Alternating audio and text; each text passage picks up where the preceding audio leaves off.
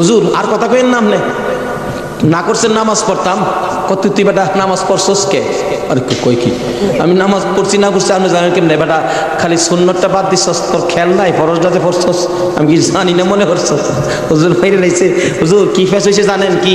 আমি খালি আপনি তো কইছেন নামাজ পড়িস না, একবারে কেমনে বাদ দিই, আমি ফরজটা পড়ে ঘুমাই রয়েছি, সুন্নতটা পড়ি নাই। এই জন্য রাত্রে আইসা হুজুর আমারে ডাকতেছে, নবীজি কি রে আজকে আমার সুন্নত বাদ দিলাইলি হুজুর, এই সর্বনষ্ট হইছে। নবীজি এসে ডাকতেছে, আল্লাহর ওলি কই বেটা এইটা লেগিতে কইছিলাম আজকে যদি ফরজটা সহ ছাইরা দিতে, আজকের নামাজটা খালি ছাইরা দিতে, সুন্নতটা বাদ দিও না, নবীজি আইসা তোরে ডাকতেছে, যদি ফরজটাও বাদ দিতে আমার কথায় আমার আল্লাহ আয়া তোরে ডাকবে। ভাই সাহেব এটা বুঝতে গেলে শরীয়তের মাদ্রাসার পরে মারিফতের মাদ্রাসায় ভর্তি হতে হবে। জানি চট্টগ্রামটা পীর মাসের দিক দিয়া বাংলাদেশের মধ্যে আপনারা উপরে আছেন, এই জন্য আমরা আপনাদেরকে শ্রদ্ধা করি। আল্লাহ হায়াত দেখ সকলকে, সকলে বলুন আমিন। যাই হোক ওইদিকে আমার আলোচনা না, আমার আলোচনা হলো কারবালা। যাই হোক কারবালার দিকে পৌঁছে গেছি, আধা ঘন্টা সময় দিতে রাজি আছেন না আপনারা? আসুন হাইরে কারবালা যাচ্ছি, এবার কারবালা। এবার চিঠি পাইলেন কয় হাজার? মুসলিম বিন আকিল চলে গেলেন, 30,000 লোক মুরিদ হলেন, বাইয়াত গ্রহণ করলেন। খালি কয় মুসলিম বিন আকিল হুসাইনকে কুফায় আনেন না, আমরা হুসাইনকে দেখতাম। তো কুফা নগরী বড় মসজিদে বসে মুসলিম বিন আকিল চিঠি লেখলেন, হুসাইন আর কোনো ভয় নাই, এখানে পরিবেশ আপনার জন্য পাগল, আসলেও পাগল, কিন্তু খারাপ তো খালি এজিদের বংশ। চিঠি পাওয়া মাত্র আপনি চলে আসেন। চিঠি গিয়ে পড়ছে মহরমের 1 তারিখ। হুসাইন 6 মাসের শিশু আলী আসগর সহ মেয়ে পুরুষ মিলে 72 জনের কাফেলা নিয়ে রওনা হলেন কুফার দিকে, যেহেতু চিঠি পাইছে মুসলিম বিন আকিলের হাতে। ওদিক দিয়ে যেই চিঠি পাঠাইছে শুনছে ইবনে জিয়াদ এজিদের পক্ষের লোক আইসা সবাইকে সরিয়ে দিয়ে, লম্বা ঘটনা, মুসলিম বিন আকিলকে মসজিদের বারিন্দার মধ্যে ফালাইয়া গলায় ছুরি চালাইয়া জব করে দিলেন। মুসলিম বিন আকিলের 2টা ছোট্ট ছোট্ট বাচ্চা ছিলেন, মোহাম্মদ ও ইব্রাহিম। 2টা বাচ্চা 12 বছর 13 বছর, সোনার পুতুল। খবর পাইলেন বাবাকে জব করে দিয়েছে, দৌড়াইয়া পালাই রে জঙ্গলায় যায় লুকায়। 2 ভাই পরামর্শ করে, আমরা 2 ভাইকে যদি ধরতে পারে রে আমাদেরকেও জব করে ফেলবে। বাচ্চা এদিক দিয়ে ঘোষণা হলো মোহাম্মদ ইব্রাহিম মুসলিম বিন আকিলের 2টা সন্তান যদি মদিনায় চলে যায় খবর দিবে, হুসাইন তো আসবে না, 2টা ছেলেকে যে ধরে দিতে পারো 10,000 টাকা পুরস্কার। আমাদের হিসাব বললাম, লোকেরা তরবারি নিয়ে ঘুরতেছে মোহাম্মদ ইব্রাহিমের তালাশে। ওই 2টা বাচ্চা পূর্ণিমার চাঁদের মতো চেহারা, সারাদিন লুকাইয়া থাকে, রাত্র হলে মরুভূমির পথ দিয়ে দৌড়ে আর কান্দে আর ডাকে মদিনার পাখিরা রে আয় মদিনার খবর, একটা খবর নিয়ে যা, কুফা নগরীর অবস্থা ভালো না, আমাদের বাবা মুসলিম বিন আকিলকে কুরবানি করে দিয়েছে, আমরা 2 ভাইকে খুঁজতেছে, রাস্তা পাই না, কোথায় যাব, হুসাইন যেন কুফায় না আসে খবর নিয়ে যা। এভাবে 1 দিন 1 রাত, 2 দিন 2 রাত, 3 দিন পার হইয়া 3 রাত্রের বেলা 2টা ভাই একটা খেজুরের বাগানের মধ্যে বসেছিল, রাত্রে দৌড়াবে মদিনায় যাবে, কিন্তু পেটের খিদা, পানির পিপাসা, আর হাঁটতে পারে না। ছোট ভাইটা বড় ভাইয়ের গলায় ধরে কাঁদতেছে, ভাই কলিজা শুকাইয়া গেছে রে, একটা কাজ সামনে যাইতে পারবো না। 2জন গলাগুলি করে খেজুরের বাগানের মাঝখানে ঘুমিয়ে গেছে। এই খেজুরের বাগানের মালিকের নাম ছিল হারেস। হারেস নিজেও তরবারি লইয়া ঘুরতেছে। সকালবেলা হারেসের বিবি যাই বাগান দেখবে, যাইয়া দেখে বাগানের মাঝখানে সাপ বিচ্ছুর ভয় থাকে, কিন্তু এই ভয়ের মাঝখানে 2টা পূর্ণিমার চাঁদের মতো সন্তান ঘুমাইয়া রয়েছে। আস্তে আস্তে কাছে যাইয়া ছোট্ট ভাইটার মাথায় হাত দিলে চোখ খুলে দেখি কুফার মহিলা, চিৎকার মারছে, ভাই গো আর ঘুমাইস না, কুফাবাসী আমরা খবর পেয়ে ফেলছে, মদিনায় বুঝি আর যাওয়া হবে না, তুমি আমার মা লাগো, আমার মা নাই, বাবা নাই, আমরা মদিনার সন্তান, আমরা মদিনার আওলাদ, কুফাবাসীর কাছে আমাদের খবর দিও না। মহিলাটা বলতেছেন, মহিলাদের মায়া বেশি, আয় বাবা তোমাদের তালাশে, আমার স্বামীও ঘুরতেছে, এখানে থাকলে কেউ না কেউ তোমাদেরকে দেখে ফেলবে, আসো আমার বাড়িতে নিয়ে লুকাইয়া রাখি, সন্ধ্যা হলে আমি নিজে মদিনায় লইয়া যাইব। মা বোনেরা, এমন একটা ভালোবাসা দাও না গো এই মহরমের চাঁদে। সন্ধ্যা হইবার আগে বাচ্চা দুইটা রান্না করে রাখছিল। ছোট্ট ভাইটা ঘুম থেকে উঠে বসে বসে কান্দে, মা মা কই। বড় ভাইটা ঘুম থেকে উঠে ডাকে, কান্দিস না রে, কান্দার আওয়াজ শুনলে আমাদের জীবন থাকবে না। এমন সময় হারেস দৌড়ে আসছে ঘরের মধ্যে খানা খাওয়ার জন্য। খানা খাইতে বসে ডাকতেছে, বিবি গো জলদি করে খানা দে, কে জানি পুরস্কারের বাগি হইয়া যায়। এমন সময় রান্না করে কান্দার আওয়াজ শুনলে ডাকতেছে, বিবি রান্না করে কে কান্দে? বিবি বলেন, তোমার ঘরে নয়, অন্য ঘরে কান্দে। বিবি রে, আমার ঘরে কান্দার আওয়াজ শোনা যায়। বিবি মিথ্যা কথা কোস, আমার ঘরে কান্দা। বিবি বলেন, তোমার ঘরে নয়, কুফাবাসীর সন্তানেরা কান্দে। হারেস বলেন, বিবি রে, কুফাবাসীর কান্দা এত সুন্দর না। বাসন ধাক্কা দিয়ে সরাইয়া তরবারিটা লইয়া ওইটা দাঁড়াইলে বিবি পিছন দিয়ে আঞ্জে ধরেছে, স্বামী আর সামনে যায় না, হে মদিনার ময়নাদের গলায় চুরি দিও না। তোমার যদি মারতে চাই গো স্বামী, আমার গলাটা পেতে দিলাম, আমার গলাটা কাইটা দাও। না না, মানবো না। দৌড়ে যাইয়া রান্না করে দরজায় দাঁড়াইয়া দেখে দুইটা পূর্ণিমার চাঁদ উদয় হইয়া রইছে। তরবারিটা দেখে ছোট্ট ভাইটা চিৎকার মারছে, বাবা গো খইয়া। বড় ভাইটা কান্দে, কান্দিস না, আমার বাবা গেল যেইভাবে রে, আমরাও যাইব সেইভাবে। এইভাবে যারা জীবন দিয়েছে সেটাই হলো আমার আল্লাহর রাস্তা। দুই ভাইকে ধরে মুরগির বাচ্চার মতো শেষরাইয়া বাহির করে যাইতে যাইতে যাইতে যাইতে একটু পরে পরে ছোট্ট ভাইটা জিগায়, হারেস রে, আমরা মেরে ফেলবে রে, মারিস নাই, আমরার মা নাই, আমরার বাবা নাই। আকাশের দিকে তাকাইয়া ডাকে, আরে আকাশের পাখিরা রে, আয় একটা খবর নিয়া হুসাইনের কাছে পৌঁছে দে, হুসাইন যেন কুফাই না আসে। রওনা হলেন, যাইতে যাইতে সন্ধ্যা হয়ে যায়। পুরাত নদীর কিনার দিয়ে যাচ্ছে। হারেস ভাবতেছে, দুইটা সন্তান, দুইটা ছেলে জীবিত যদি নিয়ে যায়, আমার চেয়ে শক্তিশালী কেউ আয়সা যদি আমার কাছ থেকে নিয়ে যায়, পুরস্কার আমি পাবো না, বরঞ্চ জব করে দুইটা মাথা খালি নিলেই তো হয়। দুইটা ভাইকে জব করার জন্য প্রস্তুতি নিলে ছুরির দিকে তাকাইয়া তাকাইয়া বাচ্চারা কান্দে। ছোট্ট ভাইটাকে জমিনে শোয়াইছে, গলাটা কাটবে, লাফ মেরে উইটা গেছে। বড় ভাইটাকে শোয়াইছে, উইটা গেছে। আবার জোর করে জমিনে শোয়াইয়া ছোট্ট ভাইটাকে বুকের উপর পাড়া দিয়া ধরছে, মাথার মধ্যে চাপা দিয়ে ধরে গলাটাই ছুরি চালাবে, ছুরির নিচে থাইকা কাঁদতেছে, হুসাইন আইসো না গো, কারবালায় আইসো না, এই কুফা নগরীতে আইসো না, কুফার মানুষের তরবারির ব্যবস্থা ভালো।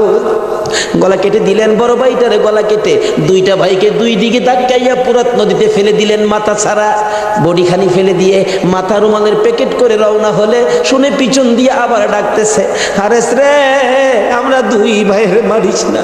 হারেস বলেন, মাথা কেটে নিয়ে আসলাম। আবার ডাকে কে? পিছনে যাইয়া দেখে দুই দিকে দুইটা বডি লাশ ছিল।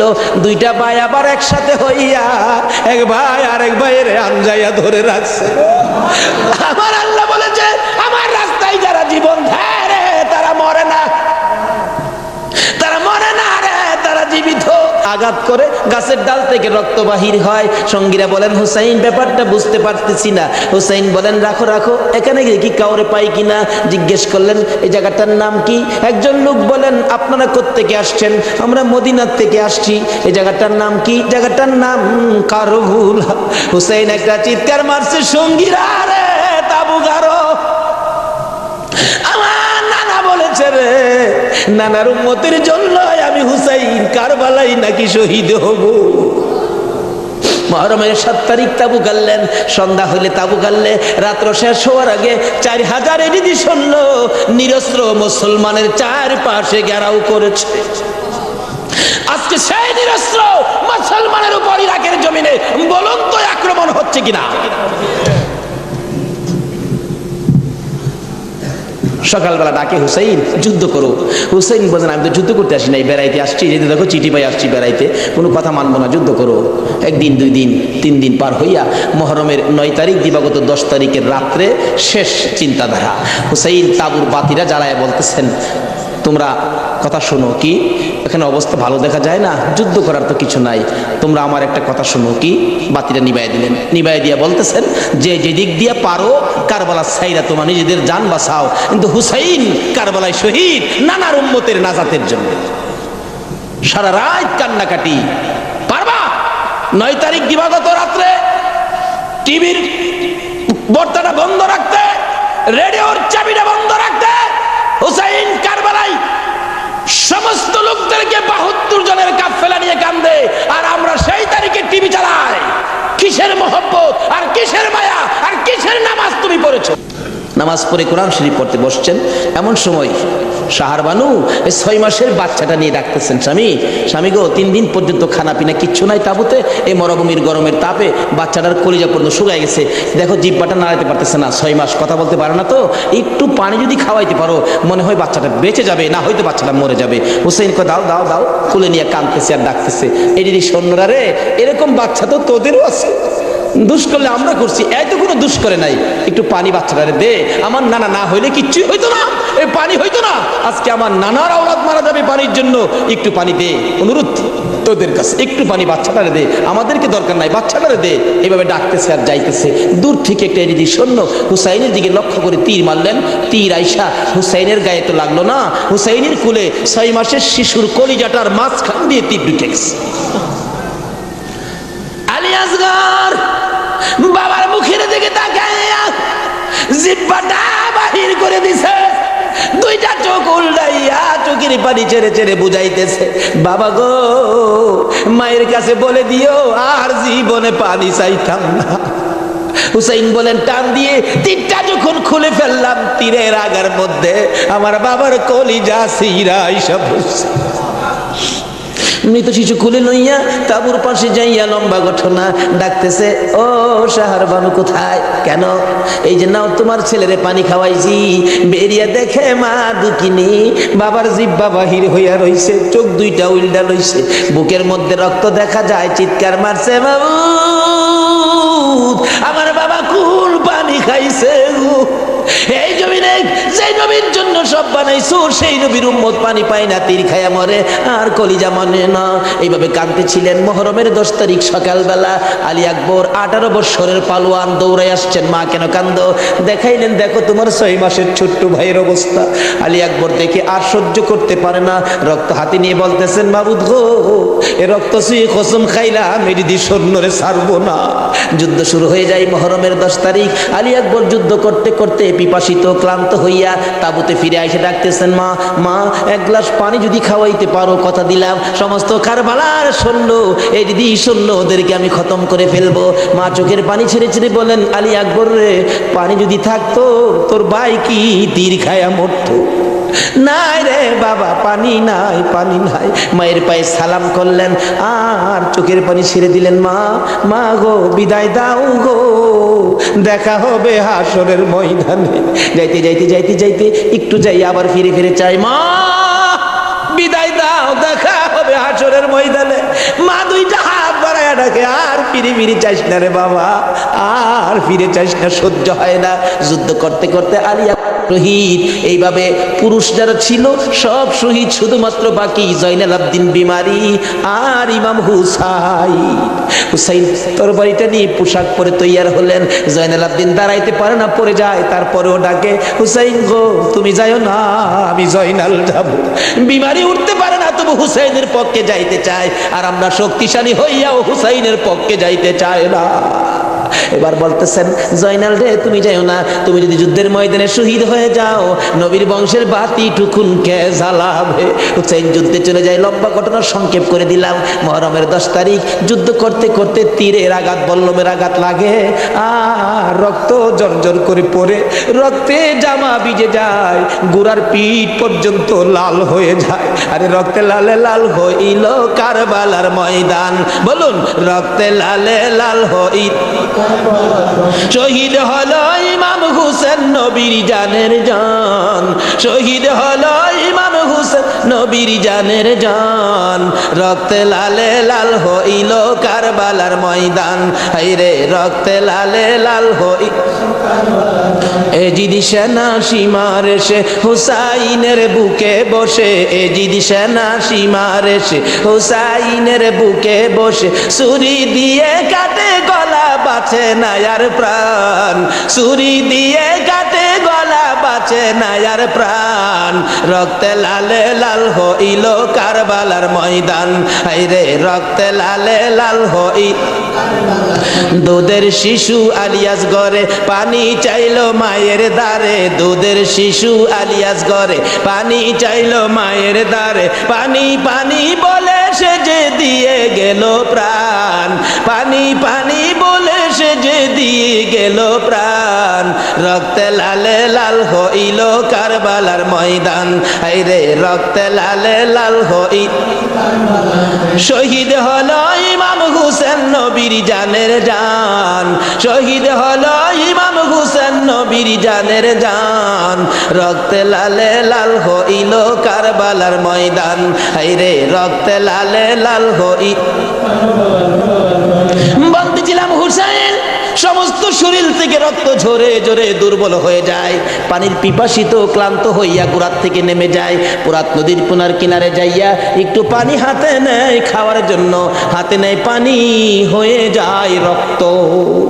হুসাইন কান্দে, মাবুদ গো আমার নানা না হইলে কিছু হইতো না, আমার নানা না হইলে জগতের কিছু হতো না, পানিও হতো না, আজকে নানার বংশ নানার আওলাদ পানি পায় না, আমি হুসাইন পানি খাবো না।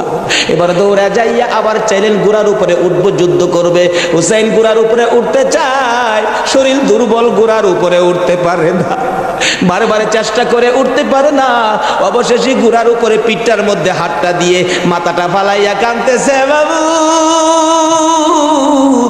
আমার নানার উম্মতের জন্য মায়ের দোয়া বুঝি কবুল হয়ে গেছে।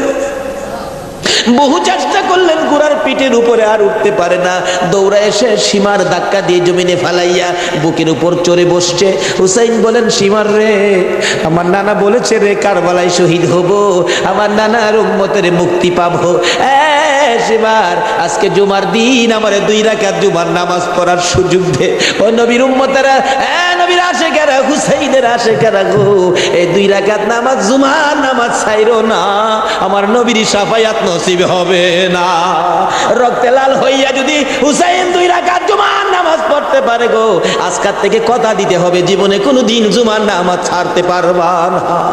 জুমার নামাজ আদায় করতে সময়টুকুন দিলে নামাজ শুরু করে দিলেন, রুকু সিজদার কাজ শেষ করে তাশাহুদে বসে সালাম ফিরানের আগ পর্যন্ত কাছাকাছি বসে বসে এই যে সৈন্যরা নামাজের ভিতরে প্রত্যক্ষদর্শীরা বলেন এক একটা করে তীর মারে হুসাইনের গায়ে, ডান দিক দিয়ে যদি তীরটা মারতো বাম দিক দিয়া বেরিয়ে যাইতো, সামনে দিয়া মারলে পিছন দিয়া বেরিয়ে যায়, এই কিসিমের তীর গো নামাজের ভিতরে বাহু তুরটা তীর লাগাইছে।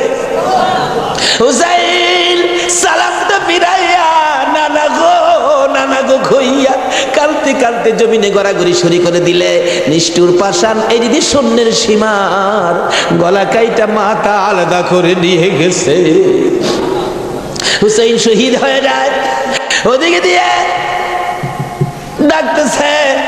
মুহররমের 10 তারিখ সন্ধ্যা যখন হয়ে গেল, উম্মে সালমা বলেন আমি মাগরিবের পর থেকে শুনতেছি নবীর রওজার চারপাশে কে যেন হাউ মাউ করে কাঁদতেছে, মনে বড় অশান্তি, কিসের কান্দার আওয়াজ, দৌড়ায় যাইলাম, যাইয়া দেখি কোনো মানুষ দেখি না, কে যেন কান্দে। এসারের নামাজ পড়ে আমি উম্মে সালমা ঘুমের ঘরে ঘুমিয়ে গেলাম, এমন সময় দেখি আল্লাহর বন্ধু কাঁদতে কাঁদতে কোত্থেকে যেন আসতেছে, কাছাকাছি আসার পরে দেখি আবার রাসূলের গায়ে রক্ত মাখা মাটি দেখা যায়। উম্মে সালমা বলেন, হুজুর কেন কান্দেন রক্ত মাখা মাটি শরীরে লইয়া? আমার নবী বলেন, উম্মে সালমা রে বোতলের মাটির দিকে তাকাইয়া দেখ, বোতলের মাটির অবস্থাগুলো দেখ। উম্মে সালমা বলেন, তাকাইয়া দেখি বোতলের মাটি লাল হয়ে গেছে। আবার রাসূল বলেন, উম্মে সালমা রে আমার হুসাইন কারবালায় নাই রে, কারবালায় নাই, আমার হুসাইন তীরের আঘাতে রে নানা নানা কইয়া গড়াগড়ি করে আমি হুসাইনকে আনজায়া ধরেছি, হুসাইন তীরের আঘাতে যতটা গইরে দিছে রে, আমি রাসূল হুসাইনের সাথে ততটা গইর কারবালার জমিনে দিয়েছি। এই হুসাইনের রক্ত কারবালার মাটিতে পড়েছে, এই রক্ত মাখা মাটি আমি নবীর গায়ে লাগছে। এই উম্মে সালমা জানাইয়া দিস রে, এই রক্ত মাখা মাটি আমি রাসূলের কাছে জমা থাকবে, আসরের জমিন যেদিন গায়েব হবে আমি আমার মাওলার দরবারে হুসাইনের রক্ত মাখা মাটিগুলি তুলে ধরবো। মাবুদ আমার মেয়ে ফাতেমা সন্তান কুরবানি করেছে আমার উম্মতের নাজাতের জন্য।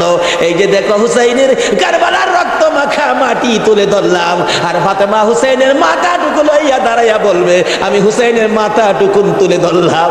মাবুদ গো, এর বিনিময়ে আমার বাবার উম্মতের মাফ করে দাও।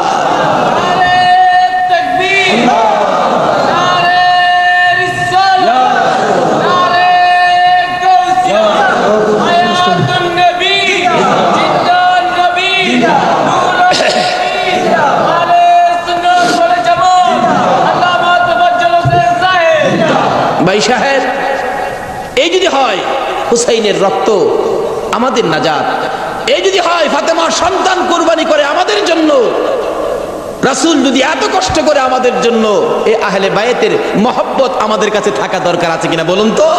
তাদের আলোচনা, তাদের জীবনী আমাদের প্রত্যেকের অন্তরে রাখা দরকার আছে কিনা বলুন তো? আল্লাহ আমাদেরকে আজকের মাহফিলে সে বুঝটুকুন দান করে দেখ, সকলে বলুন আমিন। আসুন আজকে দোয়া হবে। এই মাহফিলের আয়োজন যারা করেছেন, এই ব্যবসায়ী ভাইদের ব্যবসায়ী যেন আল্লাহ বরকত দেন। খাস করে শুনলাম যে তারা সংগঠন করে এই মাহফিলের জন্য 3 টাকা করে রোজ জমা করে এই কষ্ট করে হুসাইনের প্রেম ভালোবাসা, নবীর প্রেম ভালোবাসার পরিচয় দিয়েছেন। আজকে আল্লাহ আমাদেরকে কি দেয় এটা দেখবো আখিরি মোনাজাতের মধ্যে। প্রশ্ন করবেন হুজুর কি দেখবো? দেখবেন মোনাজাতের পর যদি দেখেন শরীরটা হালকা লাগে, মনটা শান্তি লাগে, তাহলে মনে করবেন এই মাহফিলের বরকতে জীবনের গুনাহ মাফ করে যা দাবি করছিলেন সব পুরা করে দিয়েছে। আসুন দোয়ার আগে ওই নবীর প্রেম ভালোবাসা মহব্বতের সহিত একটু দুরুদ ও সালাম মদিনা পাঠায় দে ইয়া নবী।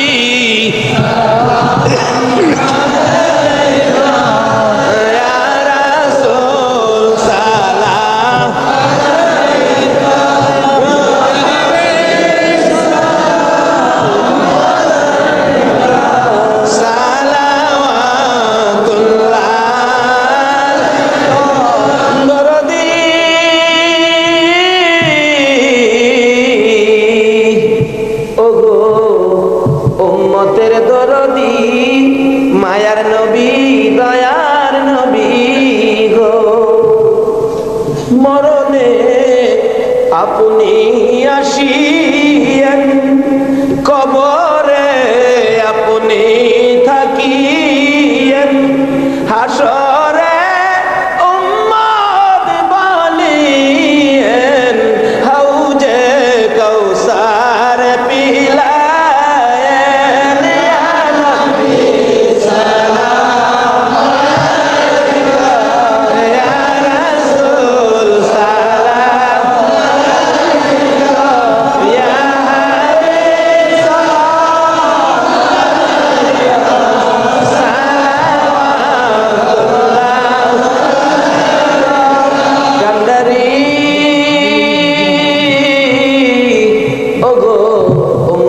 কান্ডারি, গুনাহগারের বন্ধু, দয়ার নবী, মায়ার নবী, ও উম্মতের কান্ডারি। ওদের জমিনে আমার নবীকে যখন 2 খানদান দান মুবারক ভেঙে দিল, মাথা লোহার টুপি ভেঙে টুকরা করে মাথার ভিতরে ঢুকাইয়া আমার নবী বেহুশ হইয়া যখন পড়ে যায়, জিবরাইল আমার নবীকে 2 হাতে উঠাইয়া উহুদ পাহাড়ের মাঝামাঝি একটা পাথরের কাছে যাইয়া ডাকতেছে, উহুদের পাথর রে দেখ, যেই নবী না হইলে তুই হতে না, আমি হইতাম না, কোন কায়নাতের কিছু হতো না, এই নবীকে মারতে মারতে বেহুশ করেছে, একটু বিছানার ব্যবস্থা করে দে, আল্লাহর বন্ধুকে শুয়াইয়া রাখি। জিবরাইল বলেন, ডাক দেওয়ার সঙ্গে সঙ্গে দেখি পাথর ফাইটা তোলার মতো নরম বিছানা হয়ে যায়। আমার নবীকে শুয়াইয়া জিবরাইল মাথার পাশে বসে বসে ডাকতেছে, ইয়া রাসূলুল্লাহ, দাঁত ভেঙে গেছে, ব্যথা কেমন লাগে বলুন না। হুজুর গো, মাথা ভেঙে গেছে, ব্যথা কেমন লাগে বলুন না। আমার নবী ডাকতেছে, জিবরাইল দাঁত ভাঙা ব্যথা কেমন জিগাইলি? কিন্তু তোমার মা বাবার বিরুদ্ধে একটা কইলে আরেকটা তোমার কাছে বিচার দিতে পারে, কাজী সঙ্গে সঙ্গে একশনে যায় না, মারে ডাইকে নিয়ে জিগাইও অবসরে নিয়ে, মাগো একটা কথা বললাম, তুমি কি এটা কইছো জিগাইও, তাইলে সংশোধন হবে।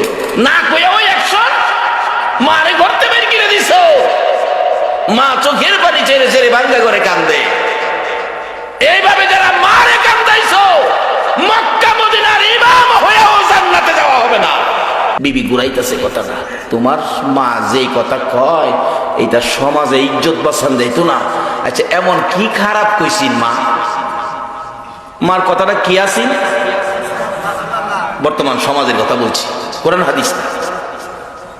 কি কইছে? স্বামীর কাছে কইতেছে, তোমার মা কইতেছে তোমার বাবা যে মারা গেছে 60টা বছর হয়েছে, তোমার মার একটা বিবাহের ব্যবস্থা করতা। নাউজুবিল্লাহ। আচ্ছা আসলে কি মা এই কথা কইছেন? এরকম ঘটনা তোমার মার উপরে তোমার বিবিও কিন্তু তুলতারে। কাজে এমন কিছু কইলে মারে জিগাইও কইছে নি, না জিগাইয়া একশনে যাইও না। কই কি কই এই মারে রাখলে তুমি, এই মারে আর রাখলে তুমি ইজ্জত বাঁচত না সমাজে, আমার কলঙ্ক করবো। এই সেই ছেলে রাগ হইয়া একবার আগুনের মতো হয়ে গেছে। বিবি আবার বোঝায়, কই গো ফুলার বাপ, কাইন্দে চিলাচিলি করেন না, রাগ হইেন না, প্রেশার বাইরে যাইব। শুনেন কি, রাইতে যখন ঘুমাইব পাতলা খেতা শীত খেতাটা গাইতে যখন ঘুমাইব 12টার পরে বইল্লা নিয়া জঙ্গলাত শিয়াল যে থাহে, মানুষ যায় না যে জঙ্গলটা, এই জঙ্গলটা নদীর হেইপার ফালায় দিয়ে পুরুম শিয়ালে খাই লাইব। কেউ খোঁজ পাইতো না, একবারে কেউ জানতো না। ছেলে কয় তোমার দি ভাড়া বুদ্ধি আছে, এটাই ঠিক। রাত্রেবেলা ঘুমাইব, তো ঘুমাইলে না ফালাইব। ছেলের মা মেয়ের মা দুইজনে, মেয়ের মার খাটের উপরে বইয়া, ছেলের মার খাটের উপরে মেয়ের মা বইয়া আলাপ করতে করতে করতে করতে ফান খাইতে খাইতে ছেলের মার বিছনার উপরে মেয়ের মা ঘুমাই গেছে। অহন মেয়ের মা কইতাছে ঘুমাইছি যখন ঘুমাই, ছেলের মা ক বিয়াইন এখানে হইতে ঘুমাইছে, এখানে দুইজন হুতলে কষ্ট হইব, এই বিছনাটা তো খালি হই, মেয়ে মানে লেগে বিছনাটা আরেকটু সুন্দর না। ছেলের মা গিয়া সুন্দর বিছনাটা শুইছে। আল্লাহ কছে যেটা ভানা আমি বলুন, সন্তান পেটে রাখছে কে? ছোটকালে মেথরিনি হইয়া প্রস্রাব পায়খানাগুলো পরিষ্কার করছিল কে? এই মারে মাছের মাথা না দিয়া কার লাগে রাখছো? যাইও বেহেশত গেছে। ছেলের মার বিছনাত মেয়ের মা ঘুমাইছে, মেয়ের মার বিছনাত গিয়া ছেলের মা ঘুমাইছে। রাত্রে যখন 12টা পার হইয়া গেছে, দুইজনে বাংলা ঘরের থেকে আইছে, ঘুমাইছে না, মোয়া খেতা দিয়া অনেক সুযোগ লো, খেতাটা বইল্লা সাফাইয়া দইরা নৌকাত কেরা এই নিয়ে জঙ্গলাত ফালাইয়া নৌকা বাই আবার আই পরে মাঝখানে আয়া বেটি গান গায়, ফালাইলাম রে জীবনের বেজাল দূর করলাম রে। কেউ ঘরের শাশুড়ি কি বেজাল ফালাই দিয়ে তো আই করছে সব না, কিছু মেয়ে লোক আছে এরকম, সব হইলে দেশ চলত। নৌকাতে নামে আর কান্দে, মা মা গো কি কইছিন গো মা, তুমি কি কইসতা? আমি তো জিগাইলাম না তোমারে, না জিগাই তোমারে ফালাই দিয়ে আইলাম। মা তুমি না আমারে 10 মাস 10 দিন পেটে রাখছো, কাজটা কি করলাম? চোখের পানি ছেড়ে দিয়া বিবি আয়া কয় কান্দো না, বিপদ দূর করে নিচ্ছে, তোমার জন্য বিপদ হইতে পারে, আমার মা আমার জন্য বিপদ, কাজটা ভালো করলাম না, মারে জিগাইলাম না কি কইছে। আয়া মার খালি বিছনাত বইছে, বইয়া বিছনাত বসে কাঁদতেছে, মা মা গো মা কি করলাম মা, তোমারে জিগাইলাম না তুমি কি কইলা? আমি যে তোমার এই বিছনাতে কেদাটা বললে হে বার ফালাই দিয়ে করছি, আমারে কেড়ে ফালাইতে রে ফুল, আমি কি করছি? ক মা এদিকে আও, তুমি যে কইসলা তোমার বউর কাছে, বউ গো কইসলাম যে খেয়াল রাখিস, কি কইসলা গো মা? মা কই হুতরে এত বড় রৌ মাছ আমি জীবনে দেখছি না, আমি তোর বউরে কইসলাম বউ গো এ রৌ মাছের মাথাটা আমারে দিস, মাথাটা খাইতাম কইসলাম। ছেলে একটা চিৎকার মারছে, মা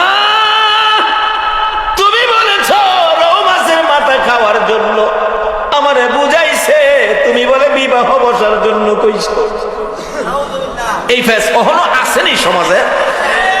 একটা কইলে মা আরেকটা বোঝা, বাবা রে এই ফয়সাল মামার মাহফিল থেকে একটা আওয়াজ বাড়িতে না, সব বরবাদ হয়ে যাবে। ছেলে চোখের পানি ছেড়ে দিছেন, মা তুমি বলেছো এই আমারে বুঝাইছে, তো তোমার হেইপার ফালাই দিয়ে না, কবুতরে আমার হেইপার করতে নিছস এই বিছনাতে, ওই আল্লাহর এই ভূত সর্বনাশ করছস। কি এই বিছনার তো তোর শাশুড়ি আছে। আচ্ছা বলুন তো, আমরা যাই করি, একজন সঠিক বিচার করার বিচারক এখনো আছে কিনা? বলুন এই বিচারকটা কে? আরো জোরে বলুন কে? তাহলে লোক সাবধান হয়ে যায়, কারণ যেই জাতের রঙের গুড়া দৌড়াইবেন, বিচারক কিন্তু একজন আছে। আল্লাহ কয় বিচারের ব্যবস্থা আমি করছি, যে দেহান আছি সেটা পাইয়া গেছে। অহন ছেলে কয় বিবিসা এদিকে আয়েন, আমার মা কি কইছি? কি ওনারা আর খালি ক আমার মা কই? আল্লাহ কয় যে দেওয়ানা এটা দিছি। এই আমার মা কি কইছি? ছেলের মা কান্দে, ও বৌমা তুমিও তো মার গড়তে হইছ, আমি কি এই কথা কইছিলাম?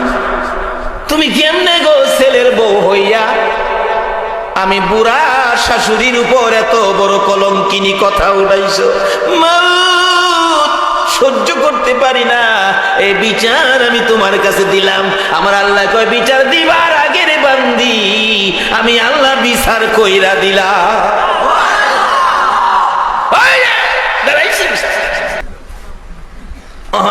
ছেলে কয় বিবি আমার মারে চাইতে বিপদ ফলাইতা, অহন আল্লাহ তোমার মারে বিপদ ফলাইছে। আমার মার সাথে অপরাধ করছো, এই বিচার তোমার মারে দিয়া করছে, আর তোমার বিচারটা আমি করো। এদিকে আয়েন, কোন বিচার করার মন্ত্র আসেনি? সাপের বিষ যেমন যাইরা না ভাই, তাদেরও বিচারের মন্ত্র বেশি না। মোট 3 লাখ কথা দিয়া বিষ যাইরা বাইর কিনে দিছে। যায় যে মহিলা মায়ের উপর এমন কলঙ্কিনী কথা তুলতে পারে, এই স্ত্রীকে বিদায় দেওয়া জায়েজ হবে কিনা বলুন? বাবারে, যেই মা কেমন আপন ছিল, নিজের জীবন দিয়া ছেলেরে বাঁচাইতে মা রাজি কিনা বলুন? আজকে এই মার সাথেও আমাদের গন্ডগোল হয়ে গেছে। কাজে আসুন এই মাহফিল থেকে এখন আলোচনায় যাব, আমরা কিভাবে এই বেজাল থেকে, এই রূপ থেকে আমরা বাঁচতে পারবো, পবিত্র কোরআন শরীফ থেকে এবং আমার প্রথম আলোচনা থেকে এখন এবার ধারাবাহিকভাবে যাইতে থাকবো। আপনাদের কষ্ট হবে না তো? তার একটু ধরে শরীফ পড়ুন, আল্লাহুম্মা সাল্লি মাদ আল্লাহুম্মা সাল্লি সাইয়্যিদানা মুহাম্মাদ নাবি মাওলানা মুহাম্মাদ নাবিয়ানা মাওলানা দিবানিশি মনের আমার আর দিও না যন্ত্রণা, দিবানিশি মনের আর দিও না যন্ত্রণা। হায়রে দনে যদি হইতাম দনি যাইতাম সোনার মদিনা। হায়রে দনে হইতাম দনি যাইতাম সোনার না।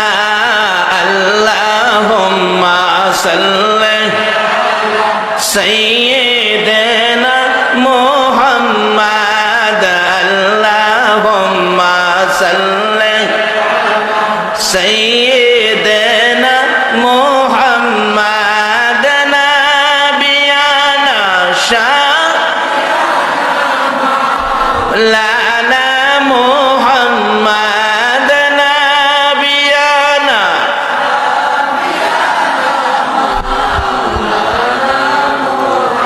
বালাগাল উলা বিকামালিহি কাশাফাত দুজা বিজামালিহি আসনাত জামিউ খিসালিহি সাল্লু। আসুন আমার আলোচনায় যায়। আমরা 3 বার করে শুকর আদায় করেছি, বলুন কার শুকর আদায় করেছিলাম? আরো জোরে কোন কার? আল্লাহর কোরআন আল্লাহ বলছে যারা আল্লাহর শুকর আদায় করবে আল্লাহর নিয়ামত বাড়াইয়া দিবে। অন আল্লাহর লন জিগায় কইছেন যে নিয়ামত বাড়াইয়া দিবেন, আমরা কদ্দুর দিচ্ছেন, সারা রাত কষ্ট করতেছি, মন মত না হইলে নিতাম না। কি খান আন্তাজে দিলে লয়ে যাবো আমরা? আমরা শেষ নবীর উম্মত। এটা এটা এটা কায়দা কৌশল জানে কি দিলে কি নিব, ঠিক নিও। দেখবেন শেষ কারাইলা গোলাপান দেখবেন কত যে বাপ্তি, দেখবেন বাবাই জিলাপি আনছে 1 কেজি, মা বাইটা দেয় বড়ডারে 2টা, এর সুলডারে 2টা, এর সুলডারে 2টা, এর সুলডারে 2টা, আইসি অক্ষরে শেষের যেটা এটা মা বাবা বলে জিলাপি আনছে, কহ আনছে তো কইতে আমার দাও না, দিছে হ্যাঁ রে ও 2টা হাত লইয়া এই মা 2টা দিলা যে আমার বাবা তো 2টা আনে না, কোন আনছে তো 1 কেজি, ওইটা আমার 2টা দিলা গেলে কত তোর সব বায়াতের 2টা দিছি। মা সব বায়াতের 2টা দিছে দেখে আমারও 2টা দিবা? আমি অগলের ছোট না, বড় ভাই থাকলে আমার একটা দিলে দিলে, এই ভাই আমার একটা দিলে, তুমি মা ওই আমার দিতা না? মা কয় হের জ্বালা না আরো 2টা, কয়টা হয়েছে হের, কিন্তু কায়দা জানে তো হেটা তো ব্যাগ পিলে গেছে 2টা লইয়া, হ্যাঁ ফেনফিনি কিনা কিন্তু 2টা বাড়াই লাইছে। শেষ কাটাইলা তাই মন বাত্তি বাতা পড়া। এরপরে সাইডে আতুলে জিগে মা আবার কতি আনছে, কয় 1 কেজি, আরো আছে, কহ আরো আছে তো, কইতে মা এগুলি কাল লেগে রাখছো, আমার ঘরে কি তোমার আরো কোনো ছেলে মেয়ে আছে? কোনা নাই তো, কতে মা এগুলি রাখিস না, ফিফা ধরবো মা আমাদের দেয়। একটা বাচ্চা যদি কৌশল করে কথা কইরা উঠলা রাখি তাহলে তা আমরার ঘরে তো আর উম্মত নাই, আছেও এই নবীও শেষ, উম্মত শেষ, আমরা কি দিব আজকে দেখে লই? আল্লাহ আপনি নিজেই কইছেন নিয়ামত বাড়ায় দিব, কইছে না কোরআন শরীফ, লাইন শাকারতুম লা আযীদান্নাকুম। আল্লাহ নিজেই কইছে, তাকিদ করে গুরুত্ব দিয়ে বলছে নিয়ামত বাড়ায় দিব। আল্লাহ আমরা তোমার 3 বার করে শুকর আদায় করছি এই মাহফিলে বসে, আমরা নিয়ামত বাড়ায় কি দিবা কও? আল্লাহ কইতাছে ও ফেরেশতারা আজকে মাহফিলে বসে যারা আমার শুকর আদায় করছে এটারে কম দিলে নিত না, এটারে আমার পক্ষ থেকে অসংখ্য অগণিত নিয়ামতের বাজেট দিয়ে দিলাম।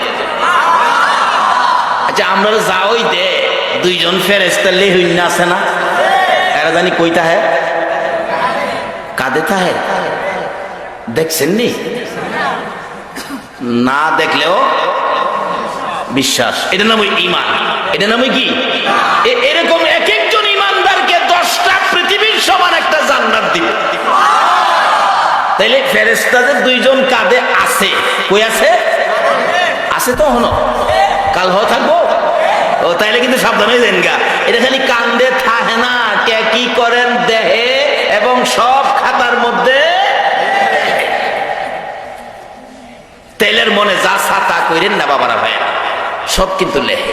2 ফেরেশতা এখন লেখার দায়িত্ব, বলতেছে কইতেছে কোথা গো এরা যে আপনার শুকর আদায় করলো, আপনি যে নিয়ামত বাড়ায় দিলেন, নিয়ামত তো লিখতে হবে। আল্লাহ কইতে লেখো। ফেরেশতারা কইতেছে কি লিখবো? আপনার নিয়ামতের ঘোষণাই বুঝলাম না। কইছেন অসংখ্য অগণিত নিয়ামত দিছেন, অসংখ্য সংখ্যা নাই, অগণিত গণনা নাই। কি কোন সংখ্যা আছে 1 2 3, গণনা আছে 10 20 30, অনেক সংখ্যাও নাই গণনাও নাই। আচ্ছা অন কি লিখবো?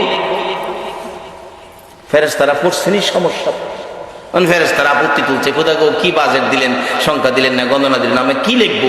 আমরা তো কিছু বুঝি না, লিখবো কি? আল্লাহ ঘোষণা দিয়েছেন মিয়ানে আশেকে মাশুকের মজিস কিরামান কাতিবিন রাহাম খবর নিস। আজকের আমার এই মহব্বতের বান্দাদের বাজেট কি দিলাম, এই বাজেটের খবর কিরামান কাতিবিন জানেই না। কেমন ভাগ্য, কোন নবী পাইলাম যেই নবীর উম্মত হইলে এমন বাজেট দেয়, যে বাজেট লেখ বদুরের কথা জানে হই না। 2 ফেরেশতা সমস্যা পড়ছে, কোথা গো বাজেট দিলেন আমরা জানাইতেন না, তাইলে আমরা নেতা আছে নেতারে জিগাই। হগল ফেরেশতার নেতাকে মাশাআল্লাহ জানে, দেখা যায় তাইলে তো জানেন দিয়াম, কিন্তু তার আমরা দাওয়াত দিন কেরে কামা সারা রাত বইতে লাগে। সকল ফেরেশতার নেতাকে জিবরাইল নেতাজি জি, আজকে একটা ঘোষণা হইল এই মানুষকে বাজেট দিল, আমরা বলে জানাই না। আচ্ছা আপনি তো নেতা, আপনি জানেন? জিব্রাইল কয় মাতবরি কম করিস, হগল নবীর উম্মতের খবর আমার কাছ থেকে নিতারস, কিন্তু আখিরি নবীর উম্মতের কোন খবর আমি জিব্রাইলও জানি না। কোন কি একটা খবর আমি নিজে লয়ে গেলাম, লাইলাতুল কদরি খায়রুম মিন আলফি শাহর, রাত্র একটা নাম হলো কদর। ও ফেরেশতারা, এর মধ্যে বাজেট দিছে 1000 মাসের চাইতে বেশি। আমি জিব্রাইল 1000 পর্যন্ত জানি, বেশি যে কত লাগাইলো আমি জিব্রাইলও জানি না। দুই ফেরেশতা কইতে কি এর নেতা হইলেন, নেতা হইও জানেন না? জিব্রাইল কয় ঠিক ঠিক কইছো, আমার লজ্জা দিও না, আমি জিগাইতাছি। আল্লাহ কি আমার তো নেতা বানাইছেন, এই নবীর উম্মতের কিছু বাজেট আমিও জানি না, আমার ফেরেশতারা জিগাইতেছে, জবাব না দিতে পারলে আমি তো লজ্জা পাই। এই কিছু কিছু বাজেট গুলি যেগুলি জানি না, অন্তত আমার নেতা হিসাবে জানাই।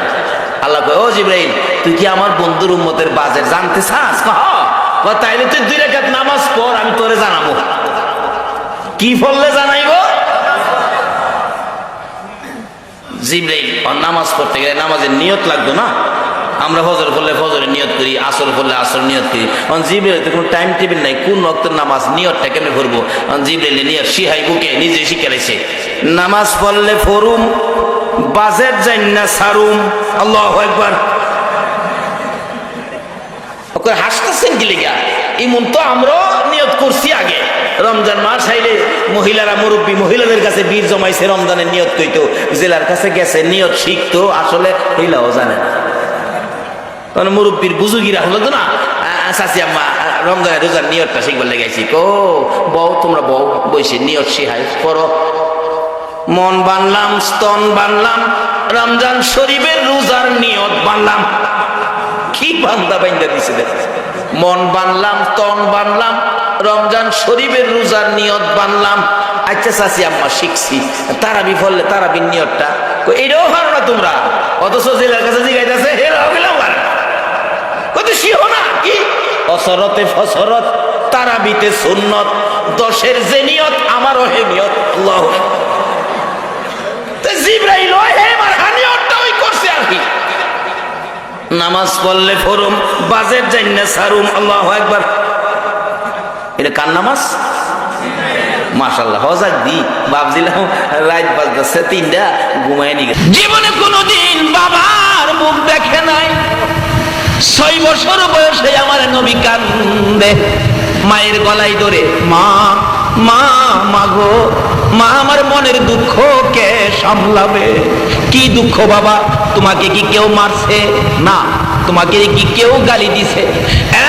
বাবা মুহাম্মদ, যদি তোমার কেউ গালি দেয়, মক্কা নগরীর বিচার আচার করে তোমার দাদা আব্দুল মুত্তালিব, তুমি বলো তোমার কে গালি দিছে, কার দেওয়া ব্যথায় তুমি কেঁদেছো, এখন তোমার দাদাকে দিয়ে ডাকাইয়া কঠোর বিচার করব। কিন্তু আমার আপনার নবী, শিশু নবী, 6 বছর বয়স, মায়ের গলায় ধরে কান্দে, মা গো, কেউ আমারে গালি দেয় নাই, কেউ আমারে ব্যথা দেয় নাই, তাহলে তুমি এইভাবে কেন কান্দো? মা আমি জানতে চাই, মক্কার সকল ছেলেরা বাবা কইয়া ডাকে, আমি তো জীবনে কোনোদিন বাবা কইয়া ডাকতে পারলাম না। মা গো, আমি আমার বাবার ব্যথায় কান্দি, বলো না আমার বাবা কই আছে? আরে জন্ম হয়ে শিশু নবী বাবা দেখে নাই, জন্ম হয়ে শিশু নবী বাবা দেখে নাই, এতিম হয়ে দয়াল নবী আসলো দুনিয়ায়। বলুন, এতিম হয়ে, এতিম নবী একা ঘরে, কেউ তো আদর করে না রে, এতিম নবী একা ঘরে, কেউ তো আদর করে না রে। আরে নিজে ক্ষুধা যাহার জন্য পাগল হইয়া যায়, নিজে ক্ষুধা যাহার জন্য পাগল হইয়া যায়, এতিম হয়ে দয়াল নবী আসলো দুনিয়ায়। হাইরে এতিম হয়ে দয়াল নবী। বলতেছিলাম দয়ার নবী, মায়ার নবী, মায়ের গলায় ধরে যখন কান্দে, মাগো আমি কান্দি একটা ব্যথা, সেটা হলো আমার বাবা কই। আমি তো জীবনে কোনোদিন বাবা বলে ডাক দিলাম না, জীবনে আমি কোনোদিন বাবার কোলে উঠলাম না। বাবারে মায়া করে, বাবা কই গেল, বাবার আমি দেখলাম না, কোলে উঠলাম না, এই কান্দা, এমন কান্দা কাঁদতেছে। মা আমেনা বললেন, বাবা গো, তোমার বাবার খবর আমি দিতে পারবো না। আমেনাও কান্দে, মা কান্দে, আমেনাও কান্দে, সন্তান মোহাম্মদও কান্দে, নবী কান্দে, নবীর মা কান্দে। এমনি সময় নবীর আদরের দাদা আব্দুল মুত্তালিব কান্দার আওয়াজ শুনে দৌড়ায় আসছে। বৌমা, আয় আমেনা, তুমি কেন কান্দো? আমার নাতি কেন কান্দে? এমনি করে দয়া নবী, মায়ের নবী দৌড়ে যাইয়া দাদার গলায় আঞ্জায়া ধরেছে। দাদা গো, মার গলায় ধরে প্রশ্ন করেছি, আমার বাবা কই? মা খালি কান্দে, কিছু কয় না। দাদা গো, তোমার গলায় ধরে তোমার কাছে জানতে চাই, আমার বাবা কই? আমি দি বাবার কোলে উঠলাম না। আব্দুল মুত্তালিব কান্দে আকাশের দিকে তাকাইয়া, আকাশের মালিক, আমার নাতিরে আমি কি দিয়া বুঝাইবো?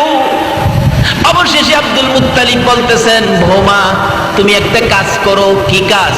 বাবার ব্যথায় যখন আমার নাতি কান্দে, তার বাবার কবরটুকুন একটু দেখায়া নিয়ে আসো। আব্দুল মুত্তালিব উম্মে আইমানকে দিয়ে মোট 5 জনের কাফেলা করে পাঠাইলেন। যাইতেছে মদিনায়, যাইতে যাইতে লম্বা ঘটনা সংক্ষেপ করলাম। মদিনায় যাইয়া খাজা আব্দুল্লাহর কবরের পাশে আমেনা দাঁড়াইয়া দাঁড়াইয়া কান্দে। একটু পরে পরে আমার নবী মার চোখের পানিগুলি মুছে মুছে প্রশ্ন রাখে, মা এখানে দাঁড়াইয়া কেন তুমি কান্দো? আমেনা টাইনা টাইনা সন্তান বুকে লাগাইয়া জবাব দেন, বাবা গো, তুমি না বাবার ব্যথায় কাঁদছো? এই কবরের ভিতরে তোমার বাবা আব্দুল্লাহ ঘুমিয়েছে, তুমি বাবা কইয়া ডাক দাও, দেখি তোমার বাবারই একটু মায়া করে। দয়ার নবী, মায়ার নবী প্রথম মাথার পাশে বসে বসে ডাকতেছিলেন, আব্বু, আব্বু গো, হ আব্বু, তোমার কি মায়া নাই? আমার একদিন খুলে নিলা না গো বাবা? সন্তান কুলে লইয়া কত বাবা মক্কা নগরীতে ঘুরে, কত সন্তান বাবার কোলে উঠে, আমি একদিন তোমার কোলে উঠলাম না। উঠো না, তুমি আমারে কোলে নাও না। মাটির ভিতর থেকে কিভাবে উঠবে? ডান দিকে বসে গেলেন, বসে বসে কাঁদতেছে ডাকতেছে। বাম দিকে চলে গেলেন, বসে বসে কাঁদতেছে ডাকতেছে। পায়ের দিকে যাইয়া মাটির মধ্যে আমার নবী 2টা হাত লাগাইয়া ডাকে, বাবা এত নিষ্ঠুর কেমনে হইলা গো? উঠো না, একবার আমারে কোলে নাও না।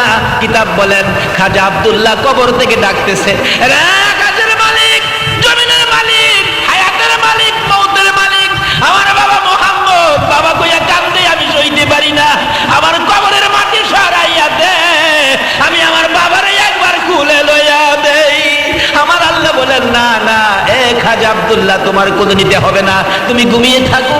তোমার এতিম সন্তানকে তামাম পৃথিবীর মানুষের কাছে আমি আল্লাহ পৌঁছে দিব, দেখাইয়া দিব, বলে দিব। যদি এতিম বলেও যদি তোমার এতিমকে যদি কেউ ভালোবাসে, ও খাজা আব্দুল্লাহ, আমি আল্লাহ কথা দিলাম, এই এতিম বলে যদি কেউ এতিম নবীকে ভালোবাসে, আমি আল্লাহ তারে ভালোবাসবো। জোরে জোরে কন্যা সুবহানাল্লাহ। আমার নবী কাঁদতেছে, কিন্তু কই মাটি কাঁপতেছে, খাজা আব্দুল্লাহ কোলে নিল না। অবশেষে মা আমেনা টাইনা টাইনা কোলে লইয়া ডাকতেছে, মা ডাকতেছে, বাবারে এইভাবে আর কাঁদলে কি লাভ হবে? আমার আল্লাহ বলেন, বন্ধু গো, যেইভাবে তুমি বাবার কবরে কাঁদছো, এইভাবে তোমার উম্মতেরা যদি বাবার কবরে যাইয়া কান্দে, কথা দিলাম, এক ফোঁটা চোখের পানি যদি তোমার মতোই আমার কোনো সন্তান বাবার জন্য দেখাইতে পারে, এই চোখের পানির বিনিময়ে তার বাবাকে আমি জান্নাতে পৌঁছাইয়া দেব। মায়ের নবী, মায়ের নবী মার কোলে উঠে গেল। মা টাইনে টাইনে কোলে লইয়া রওনা হলেন মক্কার দিকে, আবার চলে আসবেন। আবুয়া নামক স্থানে আসার পর আমেনা ডাকতেছে, উম্মে আইমান রে, আমি হাঁটতে পারি না, আমার তো জ্বর আইসা গেছে, তাবু টানাও। তাবু টানাইলে তাবুর ভিতরে শুইয়া আমেনার জ্বর খালি বাড়তে থাকে, শরীরের অবস্থা খুব খারাপ হয়ে গেলে 2টা হাত বাড়াইয়া ডাকতেছে, আমেনা, উম্মে আইমান কই রে? আমার মোহাম্মদ কই? আমার বুকে উঠাইয়া দে। দয়ার নবী, মায়ের নবী শিশু নবীকে আমেনা কোলে লইয়া 2টা গালে চুমাইয়া চুমাইয়া ডাকে, বাবা মোহাম্মদ, বাবা খুঁজতে যাইয়া আজকে বুঝি মা হারাইয়া ফেলবা। আমার মন বলে আমি বাঁচবো না। দয়ার নবী, মায়ের নবী মার 2 গালে চুমাইতেছে, মা গো এমন কথা বলো না, তুমি যদি মরে যাও আমি কার সাথে ঘুমাবো? কে আমারে বাবা কইয়া ডাকবে? কে আমারে আদর করবে? কে আমারে মায়া করবে? আমি কারে মা বলে ডাকবো? এবার উম্মে আইমান বলে, না আমার পাশে আও, টাইনা টাইনা কোলে নিলে। এবার দেখা যায় আমিনার চোখগুলি যেন নড়তেছে, বিদায় হয়ে যাবে। দৌড়ায় যাইয়া আমার নবী, শিশু নবী, মায়ার নবী, দয়ার নবী মায়ের গলায় আঞ্জায় ধরেছে। এবার সন্তান বুকে লইয়া মা আমেনাও বিদায় হইয়া যায়। দয়ার নবী কান্দে, বাবু আমার কি বানাইলা গো আল্লাহ। একদিকে বাবা নাই, মার বুকে ঘুমাইতাম, আমার মাও দুনিয়া থেকে বিদায় হয়ে গেছে। আমার আল্লাহ বলেন, বন্ধু গো, মাহারা কোন সন্তান যদি তোমার মতো এইভাবে কান্দে, মায়ের কবরে যাইয়া যদি কান্দে, কথা দিলাম তোমার মতো এক ফোঁটা চোখের পানি যদি আমার মায়ের জন্য দেখাইতে পারে, সন্তানের চোখের পানির উসিলাই তার মা বাবার কবর জান্নাতের বাগান বানাইয়া দেব। আমার নবী এইভাবে তরিকা আমাদের সামনে রাস্তাগুলি খুলে দিয়ে গেলেন। যদি আমরা মার সাথে বাবার সাথে ভালো ব্যবহার করি, দুনিয়াতে একটা অলি হইতে পারবো।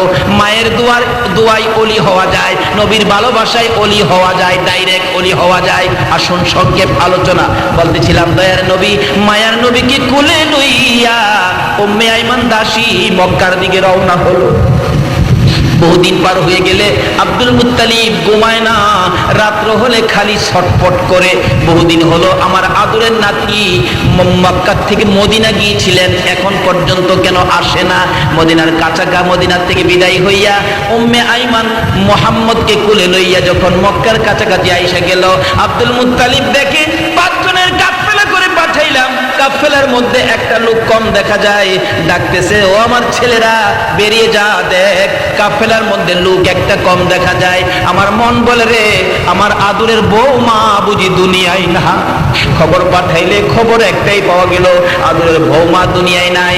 কাছাকাছি আসার পর আমার নবী দাদাকে দেখে দূর থেকে হাত বাড়াইয়া ডাক মারছে, দাদা গো আমার কে কুলে নিবে গো দাদা, আমার মা নাই, বাবাও নাই, আমার কে আদর করবে? দাদা হইয়া দুইটা হাত বাড়াইয়া ডেকে ডেকে বলতেছেন, আয় আমার কোলে আয়, আমি যতদিন বেঁচে থাকবো আমি তোর বুকে রাখবো রে, আমি তোর কোলে রাখবো রে নাতি। তার জীবনী লিখে মাঝে মাঝে আব্দুল মুত্তালিব বলেন, রাত্রের বেলা নাতি যখন আমার কাছে ঘুমাইতো, মাঝে মাঝে আমার গলায় ধরে মা মা কইয়া, বাবা বাবা কইয়া চিৎকার মারতো।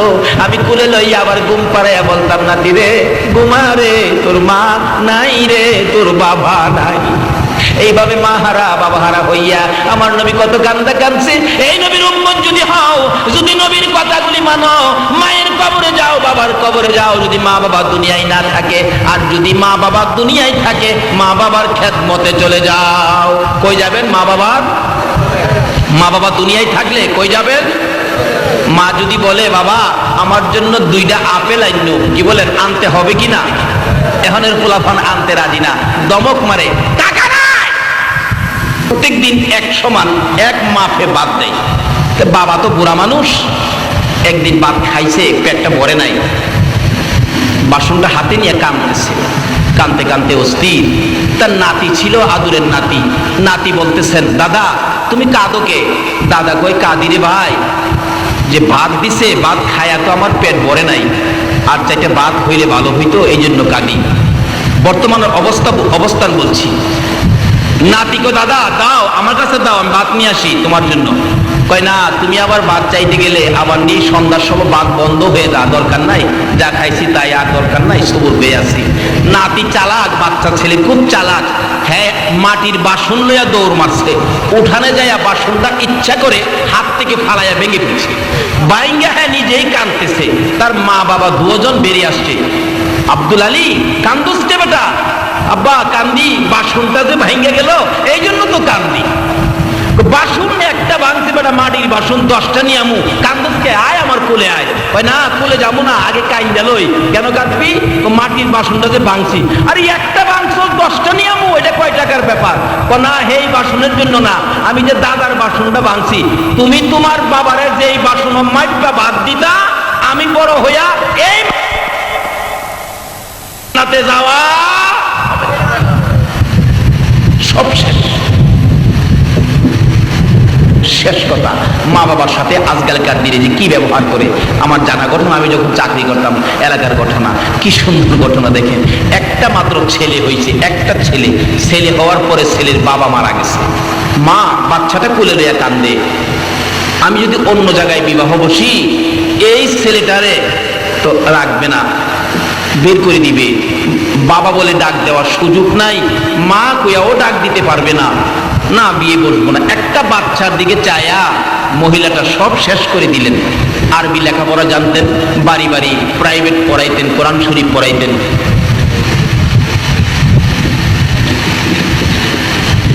পাইছে এটা আবার সিলিপও দিছে, আবার আমার সিলিপ দিছে চট্টগ্রাম, এটা কইবার নেই।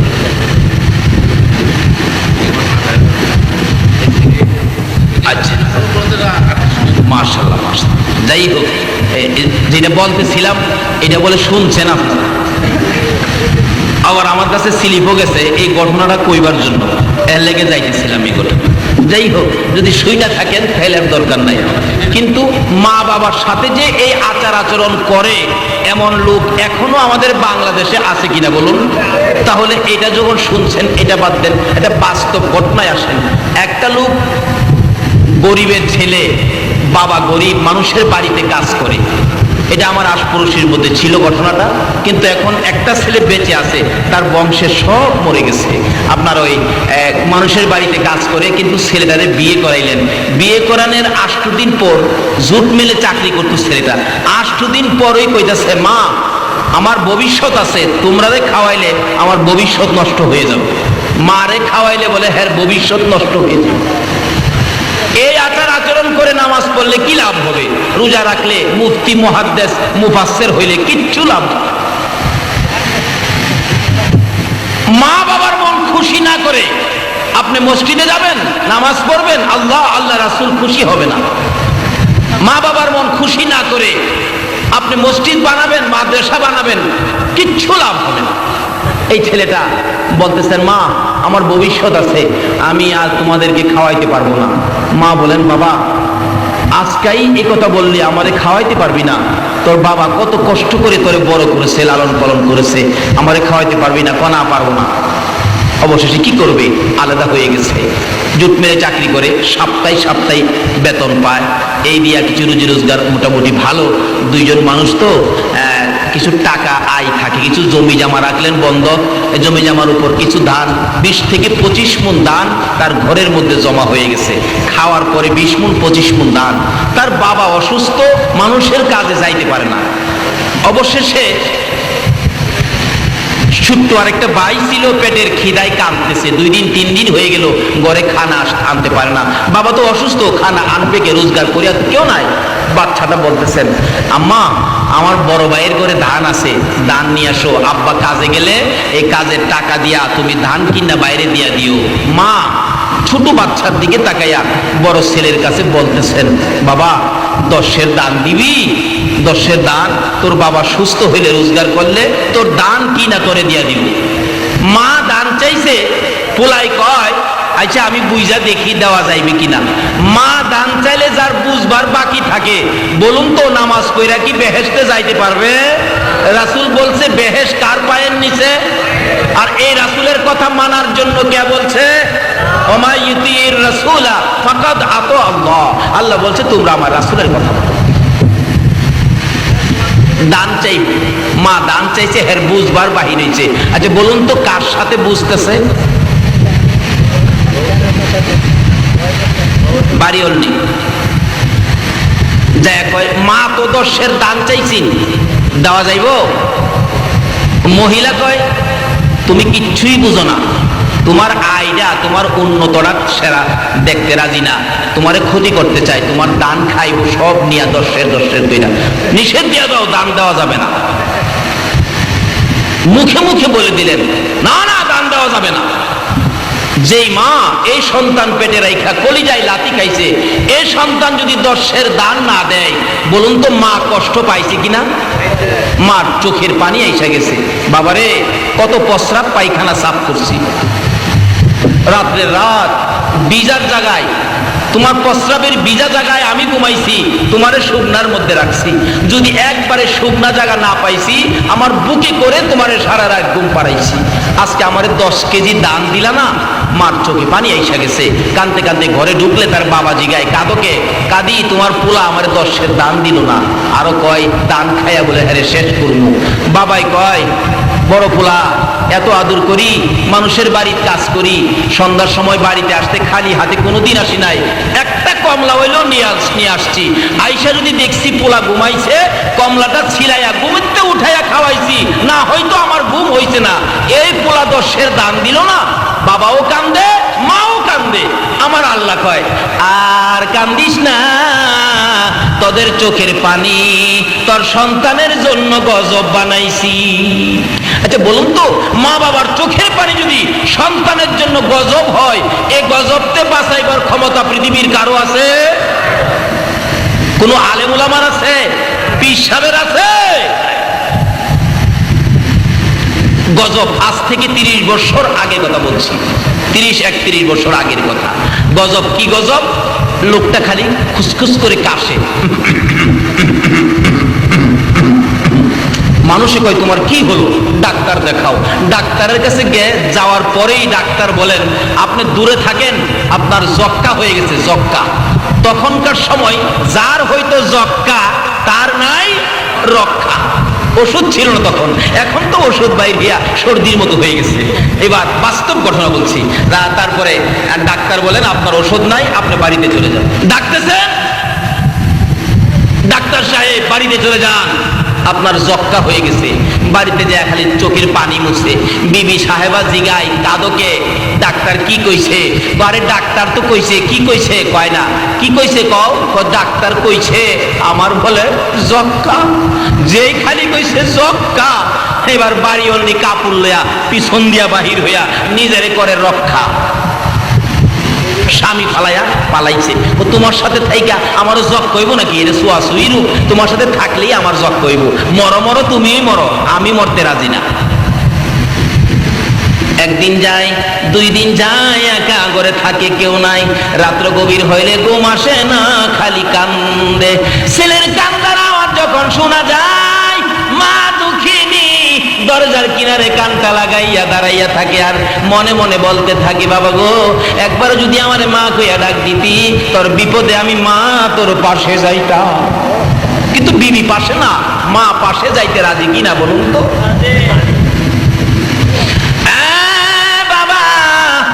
একবার যদি আমার মা কইয়া ডাক দিতি, আমি মা তোর পাশে যাইতাম। 2 রাত পার হইয়া 3 রাত্রের বেলা মার ঘরের দরজাটার সামনে দাঁড়াইয়া দাঁড়াইয়া ছেলেটা কাঁদতেছে। মার কানে কান্দার আওয়াজ পৌঁছলে মা ঘুম থেকে উঠে গেছে। ধাক্কা দিলে খুলে, ওই দরজা ছিল ঘরের মধ্যে। বাবা ঘুমিয়ে আছে, মা ঘুম থেকে উঠে ডাকতেছে, কে কান্দো তুমি, কে? সঙ্গে সঙ্গে ছেলে বলতেছে, মা গো, আমি তোমার কলিজার টুকরা সন্তান। ও মা, আমি তোমার অপরাধী সন্তান। দরজাটা খুলো। দরজা খুললে মার পায়ে পড়তে চাই, মার কাছে ক্ষমা নিতে চাই, আর ডাকতেছে, মা গো, আমার বাবা কই? বাবারে ঘুম থেকে উঠাও না। বাবা চট করে ঘুম থেকে উঠে গেছে। বাবার দিকে তাকাইয়া ডাকে, বাবা গো, ভুল করেছি, ক্ষমা করবানি। মা তোমার পায়ে ধরতে চাই, ভুল করেছি, ক্ষমা করবানি। বাবাও আঞ্জাইয়া ধরেছে, মাও গলায় ধরেছে, বাবা গো, পায়ে ধরতে হবে না। এতদিন পরে যে আমার দরজায় দাঁড়াইয়া মা কইয়া বাবা কইয়া ডাক দিছো, এই ডাকি আমাদের সকল ব্যথা দূর হয়ে গেছে। যেই মা যেই বাবা এত ব্যথা দেওয়ার পরেও একবার মা বাবা কইয়া ডাক দিলে ব্যথা দূর করে দেয়। আমার নবী বলেছে, উম্মতেরা রে, সেই মা বাবার পায়ের নিচে তোমার জান্নাত। আর এই মা এই বাবার পায়ের নিচে জান্নাত। আসুন নবীর কথা মানি। নবীর কথা মানা ব্যতীত আল্লাহর জান্নাত পাইতে পারেন না। নবী বলেছেন মায়ের পায়ের নিচে জান্নাত। আসুন নবীর কথা আমল করি, নবীর পক্ষে থাকি, ওলিদেরকে ভালোবাসি, ওলিদের পক্ষে থাকি। আল্লাহ আমাদেরকে সেই বুঝ দান করুক। সকলে বলুন আমিন।